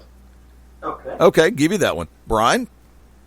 That I wish they'd do that again? Yeah, the same way we're talking about I wish they'd put out more Southpaw. When's the last time you said I wish they'd do something like that again? I couldn't tell you the last time. I couldn't even tell you an idea that WWE had at one time I'd like to see back. Stan? Cruiserweight Classic. You know they're going to do the women's thing later, too. But we're going to get the women's. Yeah, that's true. That may be interesting. Stan wants to be Towel Boy. For the women's tournament? Damn straight. Notice he put the qualifier on there. I was going to get him for the next year's Cruiserweight Classic. Yeah, I know better. But I'm telling you, it would be... He wants to be the Bali Boy in the India one. It would be Whoa, perfect. No. He wants to It join would the be bar. absolutely perfect. The hottest tag team from, the independents all the way from Southpaw Wrestling. And half the crowd, again, is going to buy it and pop and cheer. Right, because they're going to think it's Chad Too Bad and Sex Ferguson. Even them, they could pull it off. Oh my God, that'd be awesome. If they pulled that one night on Monday Night Raw, that crowd would come unfreaking glued. Oh my God. You're not getting the club tonight. We got the night off, but we done found a replacement for it. Have them come down with 2 eyes. Chad, too bad. He had somebody come out and attack me. I got the eye And he's patch standing on. right beside him. I hear her voice. Somebody, I'm hearing him in my headphones. Why am I hearing Chad too bad? Can you imagine if they had? Can you imagine if they had a Raw Tag Team Title match and you had on the Titantron, Gallows and Anderson? Yeah, just saying, folks, we've had a problem. We're not going to be able to be there tonight. But what we've done, we have given the exclusive rights, courtesy of Kurt Angle, to a tag team that we feel is worthy of being in WWE and getting that title shot. And then, these two guys may not have always seen eye to eye, but we think they're going to make one hell of a team together. And then they introduce, I still want to say Sex Ferguson because damn it, that's what the name really is. But Right. yeah, if you introduce them, and then here they come out in full regalia, that place is going to come unglued almost to the same level when the Hardys music hit. And the only bad part is from that point forward, they would have to come out as that tag team. They could never go back to being the club until they went back to New Japan. Well, you asked us, Eddie. What do you think What's that? about the Angle? About when have they ever done something that's just before that made me want to just say I can go? It's really kind of, I agree with the Cruiserweight Classic and the UK Classic. It's rare when WWE puts something together that just makes me go, wow. And that's the sad part about it. Here's the part that's going to throw y'all. You have scenarios in play with a number of different companies. I mean, y'all have been to different companies I've worked with and been to different shows, and there are moments that I sit back and go, man, I wish we could do that all over again just to go through it, or bring this back. It's like when Peach State does Battle Bowl Lethal Lottery, or for their anniversary show coming up in June, they'll do a 2-ring, single cage, 2-team survival games. Survivor Series rule, War Games rules, all rolled up into one. And at the end of the night, you're sitting back going, when is this DVD coming out? And I know, as soon as my fat ass gets ready to be able to, gets time to be able to do it. That's all I'm going to say. Speaking of War Games, real quick, Eddie. Yeah. There's a female federation. Which one? That is bringing back, I don't remember which one it is. It's bringing back War Games. And it's 4-on-4. Dude. And I saw that on Twitter the other day. I don't remember which one it was. 4-on-4 sucks. Give me 5-on-5. If you have the right talent to handle a 2 teams of 5, 10 individual War Games environment, don't stop at 8. Go to 10. Make it real. Make it work. Do what the spirits intended. But here's the trick. I don't care how talented all 10 people are. First off, if you're going to do War Games, you better be talented to begin with. Because if you're working with a true cage with the roof on it, a whole lot of aerial stuff just got taken out. Now, if you're working 2 cages without a roof on it, which I've seen that 100 times. Ox's Ring Rentals, Jimmy Oxidine, has a specific cage that he uses for 2 rings to do War Game style matches. The only thing that I will ever tell you, and this is coming from somebody who's 50 years old who watched War Games 1 probably about 60 or 70 times. I'm sad and lonely. Leave me alone. I have time. And the credit card ran out, so of course I'm not going down to you-know-where anymore. If you do... No. I canceled the card. It was too tempting. That stay away notice has nothing to do with it. There you go. No, I deferred that one to Stan. There you go. That's why Stan, of course, has to be careful when he messes around with chocolate fudge because he can't have brownies anymore. Hey. Meanwhile, stay away from the brownies. Meanwhile, back at the ranch, or Thin Mints or Samoas either, from what I've been told. I like them Samoas. If you're going to do a War Games, Games, you like Roman Reigns. There is one thing in this world that set everything else apart and was the standard. that you cannot touch. I don't care who you are.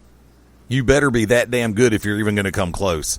And that is that opening 5-minute segment from War Games 1 and War Games 2 between Arn Anderson and Dusty Rhodes. They, in 5 minutes, told a great opening stanza for the War Game stories. I want to see Vince McMahon grow the balls and bring back War Games. Good luck with that. Yeah, I would love that. I think we'll see something like that towards, sadly, towards the end of Vince's life. I got a better idea. Since we got the I want to see the brand split. Thank you. With them doing spin the wheel, make the deal. No, I want to see the brand split do War Games. What, Raw versus SmackDown and War Games? Yes. Winning team gets the world title. Hey, that's not a bad idea. No, winning team gets the 30th pick or 30th draw at Royal Rumble and the main event at WrestleMania. Yeah, alrighty. Interesting.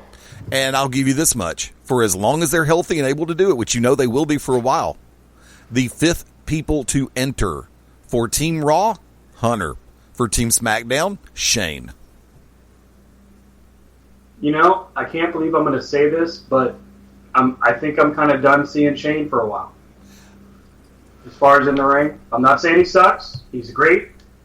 But I want to see them build somebody else up. Dude, well, think about it. If you got, I'm thinking about in the same role of Paul Ellering and Jimmy Dillon. You have the managers come in last, remember? Yeah, but I just don't think that, because what I see when I hear Triple H and Shane McMahon, I'm not thinking managers. I'm thinking main event talents there. Because if you go back and look, remember that 5th spot per team was supposed to be your weakest link.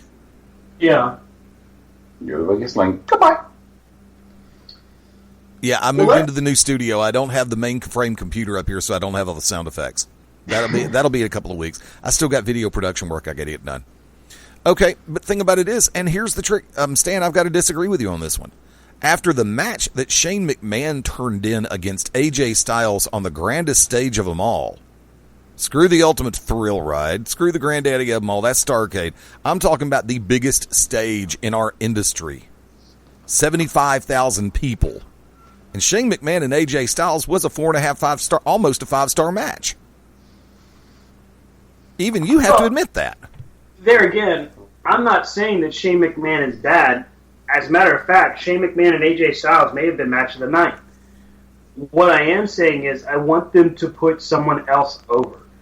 I don't have a problem with Shane McMahon at all. I know he's capable, but if the time is now to build more talent and put someone else in that position, because while Shane definitely would be entertaining and definitely is deserving of a spot, it's coming up on that point where he's now taking TV time from other people.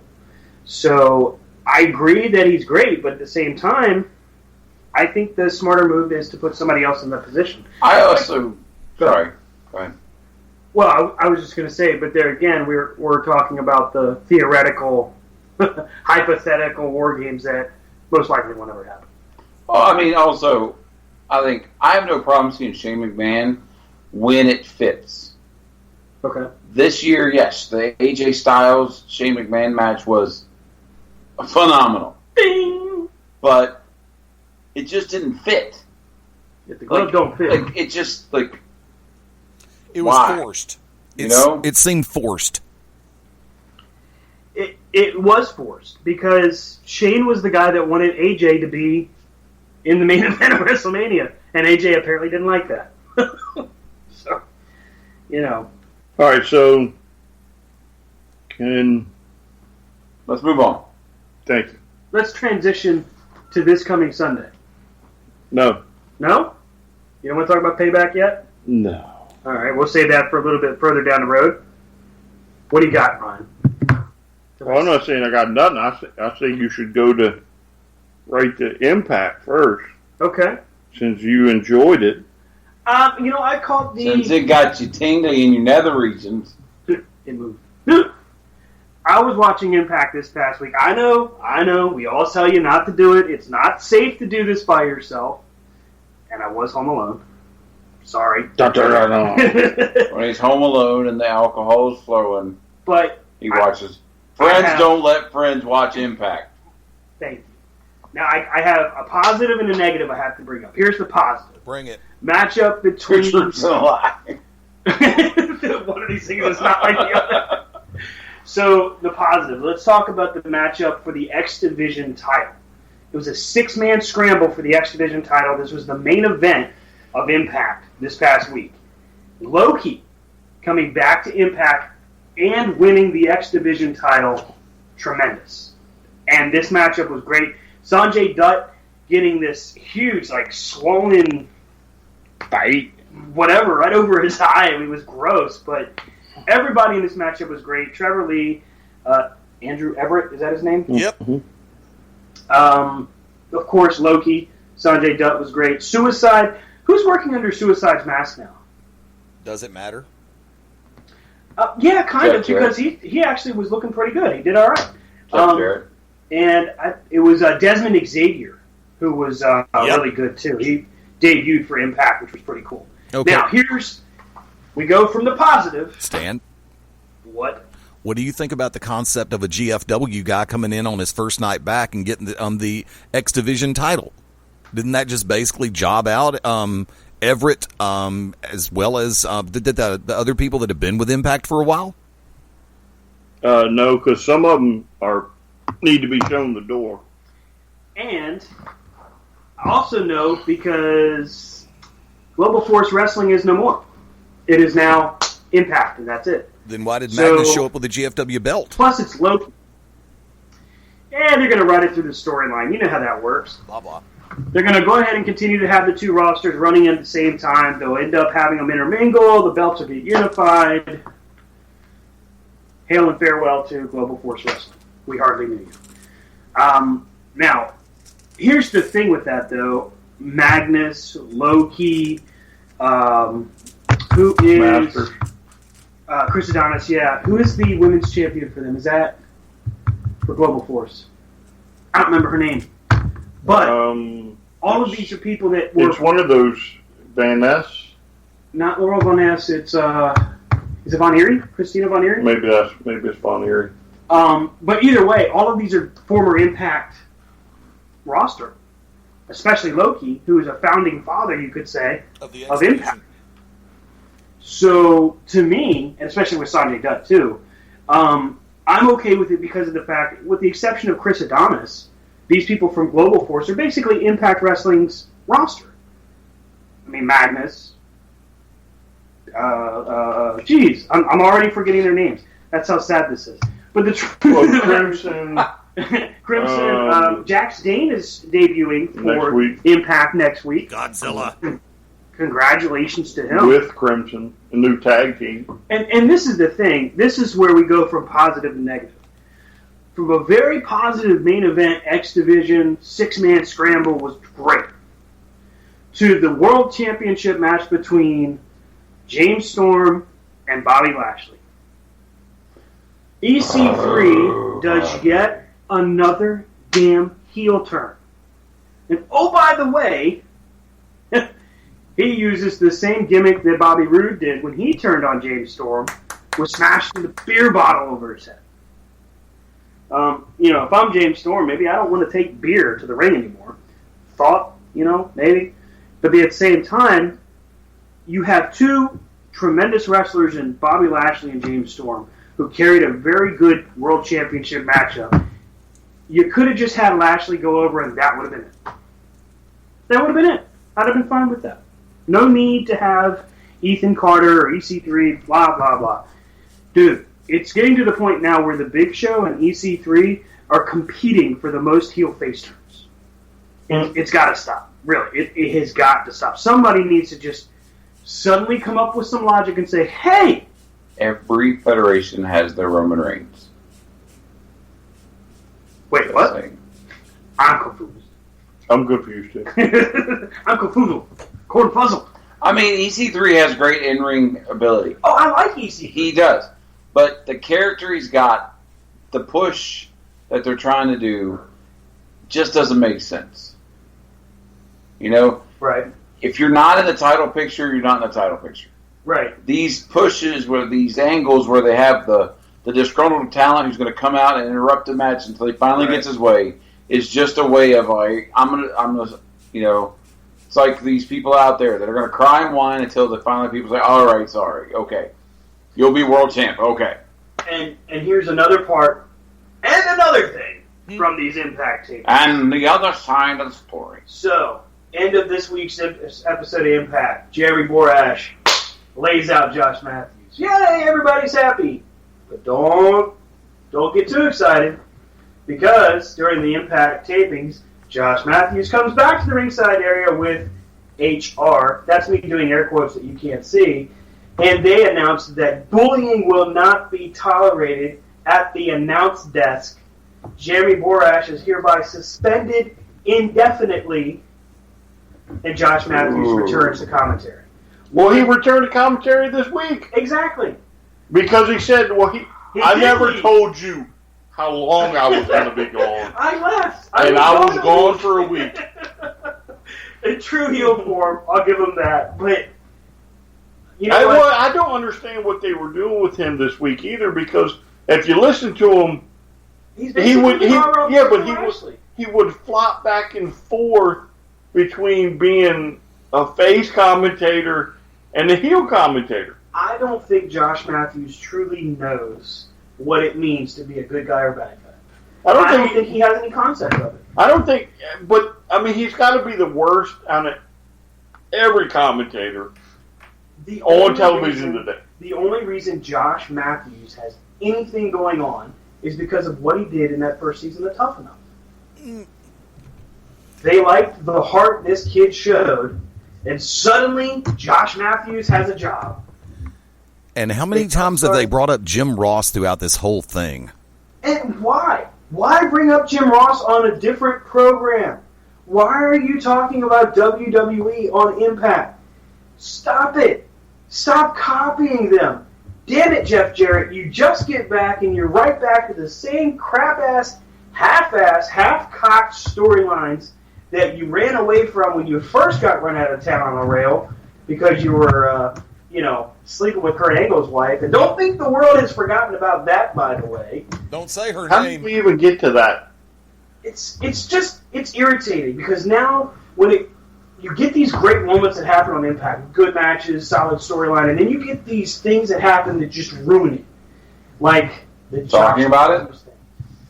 You know what? Maybe you're right. See, I learned my lesson. I watched Impact, and now I'm upset. Impact hurt me. Yeah, but I mean, but in Jeff Jarrett's, you have to allow a growing period. You cannot expect him from Jump Street to go in there from day one, take over, and be like, everything's right with the world. This isn't Raw after me. Right. I'm not asking for him to win Emmys. But apparently you're overlooking that because some storylines have to be played out. Some he has to get a feel for because now he's writing a company for new people. He's never done it before. Why couldn't they have just gone a different direction? What do you want them to do? They can't do Ring of Honor. You get Josh Matthews. They can't do New Japan. Off commentary because he's a tool, and you'd actually just push your talent. Okay, well, let me ask you this. Who else would you put in Josh Matthews' place? Just have Borash and D'Angelo do it. Borash and the Pope. You pay me enough. I know who D'Angelo is. Pay me enough money, I'll go. Borash ain't all that great either. Oh, no, I'm not saying that he's like, whoa, let's hold the train up here. Because I'm not saying as long as Josh Matthews doesn't scream into the microphone, which I can't stand right, he's competent. So that's coming into play for him. I'm not saying he's great, but he's competent. All right. He just sucks as a bad guy. You have three different people there that you have to choose from. You got David Otunga, Byron Saxton, and Josh Matthews. Who do you pick? Yeah, Byron Saxton. Byron Saxton. Yeah, wow. I agree. I agree. Hey, way to go, Byron! You got all three of our hands down. But again, that's introducing people that aren't there. Right. You know what I'm saying? I just think. I mean, it's cheap. is what that story Sure, it's dumb as owl poop. We all understand that. Owl poop. We all understand it. However, you have to give him time. He can't just go in and fire people. Fire him all. He's got to probably wait for contracts. What he'll do, he won't fire them. He will renegotiate their contract so dumb that they'll walk. Hold on. The best thing we've got going on that's keeping the lights on, we're going to... All right, no. We're going to say... see you prove yourself. We're going to create the... we're taking creative control over... But if you can't pay for the Hardys, what else can you do? I don't know. Sit there and cause a stink so Vince pays you off to shut you up. And that's what they're doing. The bottom line. So let's go because the pawn shop said so. Let's get off the Impact because it's already got me. You need to take your pill. Okay. Let's go ahead and do our predictions for Payback. Do me a favor, Stan. Before you do that, let me do this one little thing. EC3 should have never turned babyface to begin with. He is a franchise heel. Agreed. I'll give you that. You can't really disagree with that because he's so good at riling up a crowd. Yes. I mean, even when the crowd would start doing the "you can't wrestle" chant, and he was firing back on him. But here's the thing. Here's the problem with this whole scenario with Ethan Carter, EC3. Okay, thanks for clarifying that. Yeah. There you go. Who's Ethan Carter? He played the fans so well against themselves that they started to cheer him for doing it.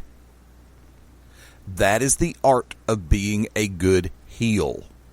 When you can take the fans and flip them against themselves. Wait a minute, how did he do that? Well, guess what? He don't have to tell you how he did it. He did it. Mm-hmm. I mean, case point scenario. There are heels that even if you are truly a babyface, protagonist, fan favorite, sycophant. Sycophant. Sycophant? Yes. Thank you, Chris Jericho. I thought he was talking about his fan favorite. That too. And Kevin Owens is another Kevin Steen, Kevin Owens, another perfect example. You find yourself cheering Kevin Steen, Kevin Owens before you realize you're cheering the heel. But he'll remind you. Don't worry. He'll remind you. He's the face of America. That's right. Roll Tide. Roll damn Tide. I didn't say damn. I said Roll Tide. No, foosball. No. When we get closer to season, then I'll say Roll damn Tide if I think our team is going to be good this year. I will say, now, I watched a little bit of our A-Day game yesterday. I will say this. We got some work to do. We've got some great kids who are coming up. We got some great signees from the high school ranks. I look right now at the schedule that Alabama has. I see Alabama maybe going 10-2. Jalen's a great quarterback, and we got some really good kids in waiting behind him too if he gets hurt. But I am a genuine Alabama fan. I'm not a Bammer as some of my compatriots here in the state are or around the country are. I don't expect Bama to go undefeated. I don't expect Alabama to win the SEC title or play for it. I don't expect Alabama to be in the playoff. I got big spaghetti. I hope we make it there, but I will never expect us to. I see Bama going 10-2 this year, if that, maybe 9-3, but that's just me. Roll damn Tide. All right, let's get into Payback. We got to do our predictions here because we're coming up towards the end of the shizo. We've already talked about the U.S. title match. It sounds like we may have a little bit of a split decision here. U.S. Championship, Chris Jericho, Kevin Owens, Rob, who wins? Chris Jericho, Kevin Owens. Kevin Owens wins. Brian? Kevin Owens. And I'm going to stick with my original thought and say Chris Jericho. For some reason, I just think WWE is trying to put Jericho on SmackDown. Eddie, who do you got? Yeah, but again, if they want to put him on SmackDown, they just put him on SmackDown. Nah, they just left him there. I will tell everybody this Sunday, 6:30 p.m. Eastern on Beyond Ringside Live on the Beyond Ringside Radio Network and ProWrestlingRadio.net. See, he's got his own. He's doing his own prediction. Well, alrighty then. Shameless plug. Dude, So I am the oracle of shameless self-promotion. Cruiserweight Championship. Austin Aries with his rematch against Neville for the Cruiserweight title. Neville. Austin Aries. With the assist from T.J. Perkins. Ooh. I'm going to say Aries pulls it off. Eddie? You're not going to tell us? He's not going to tell He's you. already said he'll do it on Sunday. All right. Raw Tag Team Championship. Sheamus and Cesaro challenging the folks that stole the show at WrestleMania, the Hardys. Brian and Gunn. The Hardys. Rob? Cesaro, Sheamus. I also think that it might be Cesaro and Sheamus. I think they may be getting ready to hotshot him into the broken gimmick. Samoa Joe versus Seth Rollins. This is going to be a good matchup. I'm looking forward to this one. I think that Samoa Joe continues his monster debut, or his monster run in Raw, and Rollins is going to lose. Saying out loud who they're fighting. Brian, what you got? Much as I would love to see Samoa Joe, I think Rollins will win. Rob? Samoa Joe. Samoa Joe. Raw Women's Championship. Hey, Stan. Who are you? Stan. Oh, I actually picked He Samoa picked Joe. Joe. Okay, I wasn't listening, sorry. Yes, sir. I will give you this one as a teaser. I do not see a finish in Joe Rollins. I see Broadway. You see what? I see it going Broadway. Okay. Match That'd thrown be out, cool. no contest. I think they take it all over the arena, which leads to possibly a falls count anywhere or a street fight at the next Raw pay-per-view. Could be an interesting matchup. I agree with you. Keeping that feud going is not bad. So, Alexa Bliss, new number one contender for the Women's Championship, challenges Bayley. Now, Bayley has been leading the way, blazing the trail, doing very well for herself. But Alexa Bliss, first weekend, really, number one contender for the Women's Championship. Rob, who you got? Alexa Bliss. New Women's Champion for Rob. By winning because Sasha Banks cost Bayley the title. Nice. Interesting. Brian. I say Bayley because Sasha Banks calls Bliss the title. Aha. I think Bayley wins. I don't know about Sasha Banks getting involved, but it makes good sense to keep this whole teasing of Banks interfering and somehow making Bayley suspicious in this situation. Now, next matchup is an interesting one. Roman Reigns versus Braun Strowman. We were talking about this at the top of the show. Braun Strowman is on fire right now. He can do no wrong. Roman Reigns, on the other hand, is persona non grata when it comes to the fans. In a matchup that supposedly Roman Reigns has a separated shoulder and cracked ribs from Strowman's attack on Raw. Rob, who do you think's going to win this one? Braun Strowman. Boom! There's a shot of that ring exploding. Still think that ref was dead. Brian? If they're smart as Braun. I'll be the contrarian and think that I'm going to say Roman Reigns because I think that they're still going to continue with what their chosen path is. I don't like it, though, because I think Braun does deserve to win, and they have to strike while the iron's hot, or you're going to burn them.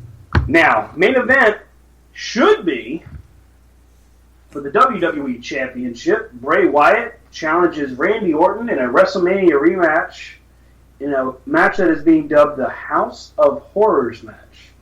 Now, to date, we do not know exactly what the House of Horrors match may be. Some have hinted that it may be like the Chamber of Horrors from WCW. Some have have thought maybe it'd be like a Clockwork Orange House of Fun kind of match that Raven used to do. Either way, gimmick match or no, they have to step up. They have to make up for their horrible showing at Mania. They should have done better with that tonight, or Payback is their chance to do it. Brian, who wins it? I say Bray. I think this is going to be one of the few matches where everybody expects this, but we're going to swerve the crap out of you. And Bray goes back to SmackDown with the belt. We can hope. Rob. Bray. Wow. Hope is alive on Corner to Corner. And I also will say that this could be the swerve, and they really get one here with the Superstar Shakeup when they flip the script on us, so to speak, and we see Bray Wyatt actually win the belt and go back to SmackDown. But my question would be then, does Randy Orton go to Raw? Yes. Yep.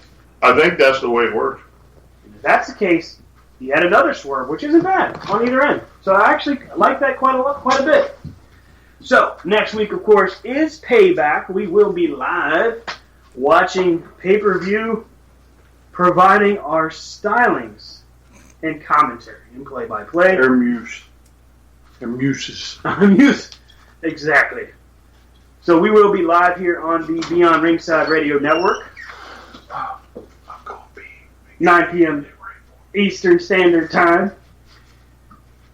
Eddie will be joining us, I believe. Yep. Don't sound so thrilled, buddy. Yep. Yeah, I'll be there. Yep. Yo, you sound like that guy from that auction show. Yeah, give them all 18,000, make them all 18,500. What the hell?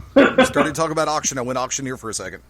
Oh, yeah. Oh, and don't forget that we've got The Miz versus Dean Ambrose, by the way. I almost forgot about that. Most people forget about Dean Ambrose anyway. You know, there's a lot of talk about that. We'll have to talk about that next week.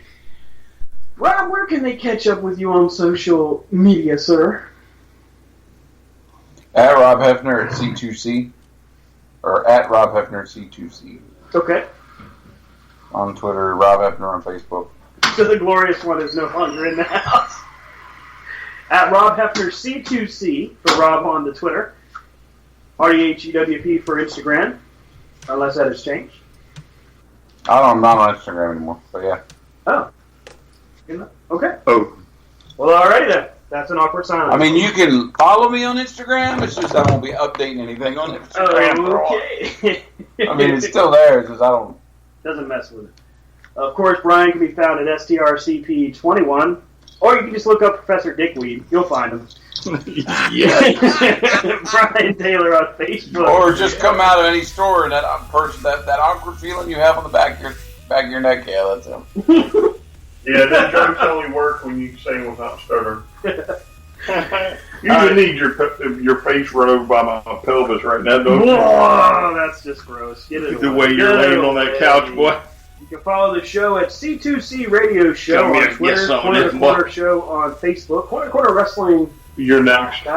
Corner to Corner Radio at gmail.com. And Stan from Krypton for myself on Twitter, Corner to Corner, by the way, on Instagram. Get that thing away from me. Put that cigarette out. I'm just going to throw it on your shoulder. Put that toothpick back in the box. Thanks again for listening. We definitely appreciate each and every one of you. Be sure to tell your friends, tell their family, and tell their friends all about Corner to Corner. We'll see you next week right here on the Beyond Ringside Radio Network. Thanks again and have a great night.